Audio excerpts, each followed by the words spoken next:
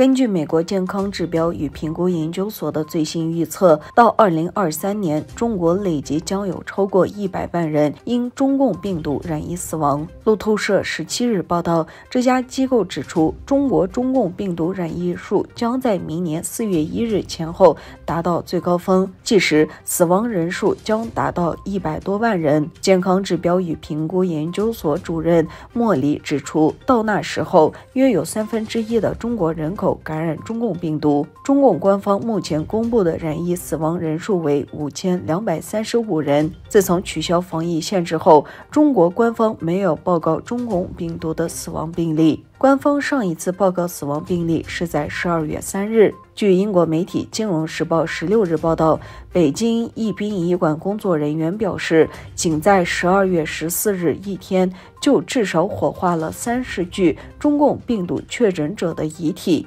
另一位不愿具名的北京通州殡仪馆工作人员透露，现在需求量很大，每天都有中共病毒者死亡。从早上开始火化尸体，直到晚上10点，火化炉都没有办法应付了。报道说，这家位于西雅图华盛顿大学的独立机构综合中国各省数据和近期香港爆发奥密克戎的信息，建立模型进行的推算。莫里说，因为自武汉最初爆发疫情以来，中国几乎没有报告任何死亡病例，这就是为什么我们把目光投向香港，以了解最真实的中共病毒感染致死率。中共病毒在全球大流行期间，多国政府和企业都依赖美国健康指标与评估研究所的预测。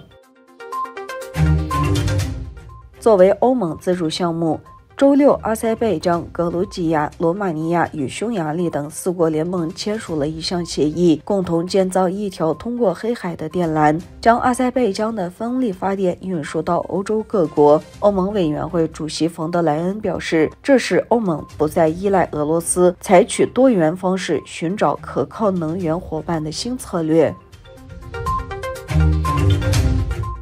12月17日，德国在北海威廉港开设了首个浮动液化天然气码头，总理舒尔茨参加了开通仪式。舒尔茨表示，德国可以用极快的速度行事，这是德国的新节奏。几十年来，欧洲最大的经济体德国一直依赖俄罗斯的天然气。乌俄战争爆发后，德国决定开始寻找替代能源。这个90万吨的船载再尔气化终端，将为5万户德国家庭提供足够1年的天然气，其他5个浮动终端将在年内跟进。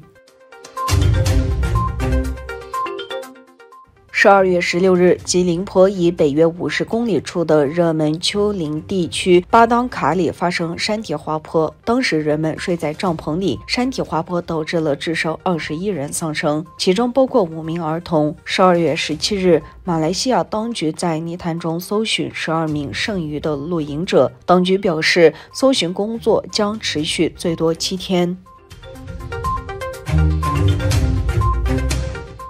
2022世界杯足球赛冠军在12月18日晚间揭晓，最终阿根廷通过点球大战以7-5的总分击败了上季冠军法国，久违36年再捧金杯。而全球瞩目的阿根廷巨星梅西也在他的告别战中率队夺得冠军金杯，这也是阿根廷队至今第3座冠军杯。梅西5度闯荡世界杯足球赛，从还不满19岁的年纪踢到如今35岁。在周日赛中，梅西踢进2球，然后又在点球大战中踢进了1球。美联社18日报道说，梅西成为在所有阶段都留下进球纪录的史上第1人，明确地进入了足球史上最伟大的球员榜单，与巴西传奇球星比利和已故的阿根廷球员马拉多纳并列。2026年第23届世界杯